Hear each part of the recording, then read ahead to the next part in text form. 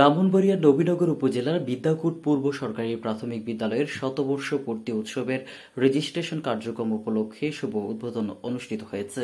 বুধবার দুপুরে অত্র প্রাথমিক বিদ্যালয় মাঠে প্রাথমিক বিদ্যালয়ের সাবেক ছাত্রছাত্রীদের উপস্থিতিতে বিদ্যালয়ের শতবর্ষ পূর্তি উৎসবের রেজিস্ট্রেশন কার্যক্রম উদ্বোধন করা হয়।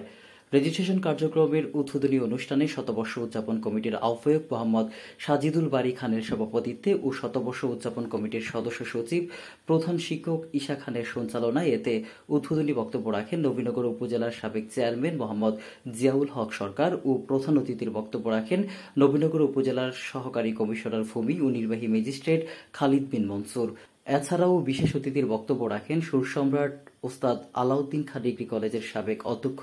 সিরাজুল ইসলাম, ঢাকা মোহাম্মদপুর কেন্দ্রীয় বিশ্ববিদ্যালয় কলেজের অধ্যাপক মোহাম্মদ আসাদুর রহমান, বিদ্যাকূট অমর উচ্চ বিদ্যালয়ের সভাপতি অ্যাডভোকেট মোহাম্মদ মুজাম্মেল হক, বিদ্যাকূট অমর উচ্চ বিদ্যালয়ের সভাপতি অ্যাডভোকেট মুজাম্মেল হক জালাল, বিদ্যাকূট ইউনিয়ন পরিষদের সাবেক chairman Mohammad Enamul Haque VP Enam, বিদ্যাকূট union বিএনপির সভাপতি মোহাম্মদ আলী আহমেদ, আব্দুর রাজ্জাক খোকা, মোহাম্মদ আবু তাহের মেম্বার, মোহাম্মদ শামসুল হক সর্দার, মোহাম্মদ আবু হানিফ সর্দার, সিরাজুল ইসলাম সহ আরো অনেকে। কেটিভি বাংলা, বিশ্বের চোখে বাংলাদেশ।